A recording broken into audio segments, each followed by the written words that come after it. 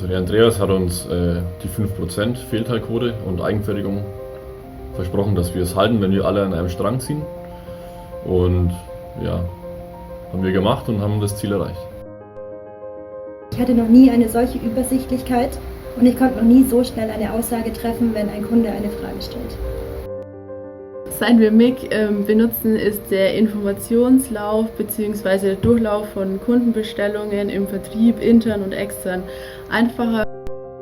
Allgemein haben wir einfach einen viel besseren Überblick über das, was gerade bei uns läuft.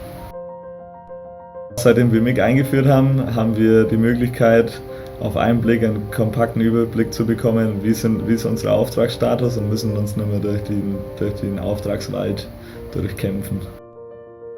Frühzeitig erkennbare Störfaktoren oder eben Lieferterminverzüge können eben auch frühzeitig behoben und abgearbeitet werden. Auffälligkeiten zwecks Fehlteile werden nun in MIG einfach transparenter dargestellt. Dadurch hat es auch Auswirkungen auf mein E-Mail-Postfach. Ich bekomme jetzt zu dem Thema statt vorher 20 E-Mails nur noch eine. Wir haben Aufträge, die können wir problemlos vorziehen, ohne andere Aufträge im Prinzip materialtechnisch zu gefährden, und das ist schon ein großer Fortschritt. Es sind einfach keine Hauruck-Aktionen mehr möglich. Man kann eben agieren, bevor man eben reagieren muss.